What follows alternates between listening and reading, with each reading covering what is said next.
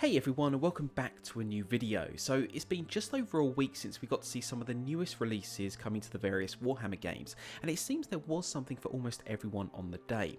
We got a glimpse of the third Battletome release for this edition of Age of Sigmar, the Maggotkin of Nurgle, which was a pleasant surprise to say the least. We also saw a new iteration of Dungeon Bowl, which I'm really looking forward to picking up, a brand new set for Warcry, an ogre-themed warband for Underworlds, and the appearance of the final Primarch model in the Warhammer 30k range, Jagatai Khan. Again, it was a pretty solid set of previews, and I think there's plenty to get stuck into over Christmas, whatever games you're into. But today, I wanted to touch on the release I haven't yet mentioned, Warhammer 40k's new box set, Shadow Throne, which presents the conflict between the Adeptus Custodes and a Genestealer Cult on Terra itself.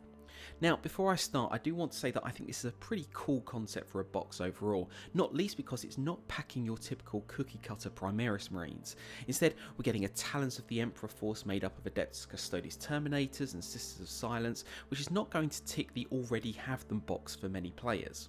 On the other side of that conflict are the Genestealer Cults, and I'm actually more pleased to see that they're in this set. Necrons came in as the poster faction of 9th edition, and Tyranids and Orcs have certainly taken more of the spotlight as Warzone Octarius has kicked off, leaving factions like the Tau and the various Eldar races feeling a little unloved in my view. So to see Genestealer Cults beat them to a brand new set is actually pretty cool. They probably haven't been on many people's radar over the last few months, and again, this set is a nice way to bring those less collected models into people's collections. But, and I'll talk about this in a bit, I think the ramifications for the lore of Warhammer 40k are just as interesting, and I sense we may look back on this box in a few years' time as the start of a much larger campaign. So let's talk about the models in the set. Well, as you may know, many of these are already available, including the Neophyte Hybrids and Brewcoven and the Alaris Terminators and Sisters of Silence. But if we take just those for a moment and presume that we'll get this set for a similar price to Hexfire, then you're already making a decent saving by getting these models through this box rather than separately, and that's one of the things I like about them. However, the set does come with two new character models, which are pretty much the reason for these boxes to exist, and if I'm honest, it's an approach that I'm still a little wary of. It's assumed that these heroes will come out on their own eventually, and so far we have seen that happen with prior boxes. However, I still look at the fact that Chaos Obliterators and Venom Crawlers are still not separate releases from the Chaos Start Collecting set as a harsh reminder that GW's marketing team might have different ideas. Couple that with the fact that the last narrative box, Hexfire, is now sold out in most places, which is great news for the hobby, but it means there's no way to currently get the Castellan Crow or Infernal Master models, and there's also no news on when they might be released, leaving us all in limbo in the meantime.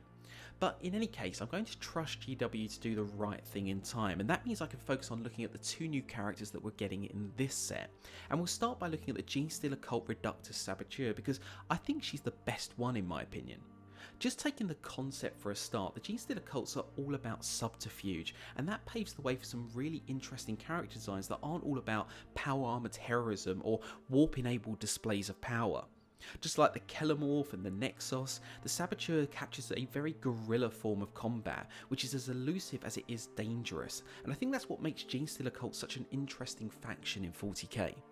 What's perhaps most striking about the model at first glance is the split between her human and Genestealer identity. She's quite literally a hybrid, and it presents that identity with a lot more contrast than other Genestealer Cult models.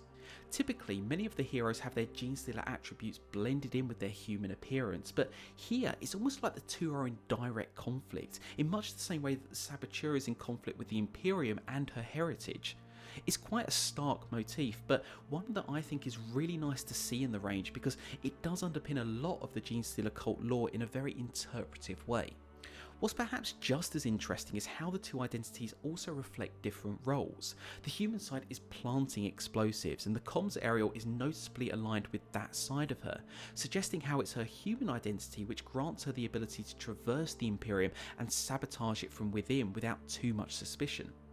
In contrast, it's her Genestealer side that is actually controlling the explosives, showcasing that it's the prophecies and teachings of the cult that are actually driving her to commit these acts. It's another nice duality to the model, and again, it's something that tells us so much about the faction at the same time. There's lots of other nice intricate details to the model too, and I love all of the tools and equipment that have been sculpted onto her, giving me plenty of ideas for kit bashing in the future. But I will quickly say that I also like the way the cloak flows around her. I know it's an odd point to make, but the way it rolls away from her Genestealer half towards her human side gives that impression that she's now casting off anything that's been concealing her alien identity all of this time. With her hands firmly on the triggers, she's making a statement that there's no more time for subterfuge and sneaking about. The uprising begins with her, and it begins now. Looking at the talons of the Emperor, we've got the Blade Champion coming with this new set, and it's another interesting model. With the Custodes, a lot of the models look very similar, but that's because ultimately Custodes armour is ceremonial as much as it is functional, and that has stayed the same since the Great Crusade in the 30k setting. The reason I mention this is because with any new Custodes model, we probably shouldn't expect to see anything as drastically unique as we get in other ranges, and that puts a lot more emphasis on the posing than it does other models. For what it's worth though, I love Custodes armour designs because it's so extravagant. Each model looks like a hero in their own right, which they are. And with this model, we see that extravagance reflected in the gem encrusted armour and weaponry that are presented like artwork as much as anything else. Similarly, the head crest and leather harken back to Roman-like notions of imperialism, and an imperium that was far brighter and worthy of such splendour all those millennia ago than it is today. In that sense, it's actually another great reason to have these two factions facing one another. As the trailer points out, the Custodes reflect a hypocrisy and hollowness at the heart of the Imperium, which completely underpins the cult's desire to bring it all crashing down in the name of their far more worthy masters. But with this model, I think it's right to emphasise his courage as much as anything else. He's a champion even amongst the Custodes, and you can see that legendary status and his leadership 11 stat in that he's willing to rush into the most horrific battle zones with nothing but his blade in his hand, confident he's going to come out on top. And now that I've touched on the rules for the Blade Champion, I do want to say that he's clearly an absolute monster in combat. Having access to 3 different fighting styles gives him an edge no matter his opponent, and I can't personally see many characters standing up to 6 Victus attacks, no matter how big or nasty they happen to be. With the Reductus Saboteur, I think it's cool that she's able to deny objectives with her Reductus explosives, but perhaps more importantly, she's got some nice rules to help her actually survive the enemy's approach, not become a turn 1 or 2 splat before you've had a chance to really use her. But as we start to wrap up this video, I want to turn to the lore implications of the Shadow Throne set, because I think that's something that will interest all of us regardless of whether we choose to buy the set or not. We've known for some time now that Genestealer Cults have existed on Terra, and the Custodes have already taken the fight to them. In the 8th edition Custodes Codex, there's an account of Captain General Trajan Valoris personally leading an attack on the worms of the Tendril. After the battle, and with the cults seemingly destroyed, Trajan discovered a mural on their church's wall depicting a nest of fanged tendrils emerging from the heart of the Sol system to devour Terra whole. It's also been hinted in previous Tyrannid codexes and even the end cinematic of the Tyrannid campaign in Battlefleet Gothic Armada 2 that the Tyrannid hive fleets are slowly making their way towards Terra, likely drawn by a combination of the Astronomicon which the Emperor powers and the cults themselves calling out from Terra's depths.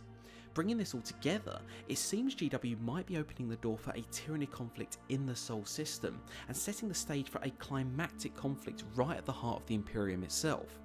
I don't think I need to emphasise the point that this would be an incredible development in the story, and as we slowly approach the 10th edition of Warhammer 40k in a few years' time, I wonder if GW might want to mark that milestone with a truly spectacular campaign. The conflict also points to something that I've personally been interested in, which is the possible conflation between the Star Children, which is what the Genestealer Cults call the Tyranids, seeing their arrival as heralding an ascension into the light, and the prophecy of the Star Child, which has many interpretations but is generally seen to suggest that when the Emperor dies, he will return to the warp and be reborn as an entity that can finally confront chaos and liberate the Imperium. Now, I'm sure many other 40k lore channels can hold those two up against one another far more effectively than I can here, but I do wonder if the Genestealer Cults might actually be right in their prophecies, albeit about the wrong entity.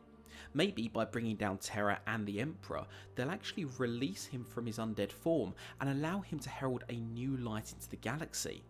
Food for thought, but something is clearly happening in the depths of humanity's homeworld, and I for one can't wait to see it play out. But I think I'll wrap things up there. Hopefully you've enjoyed this video, and I really appreciate you spending some time with me today. Are you thinking of getting the Shadow Throne set, and do you think a bigger showdown on Terra is in the making? Let me know your thoughts about those in the comments below, and thank you as always for watching. I'll be back soon with a brand new video, but in the meantime, do take care.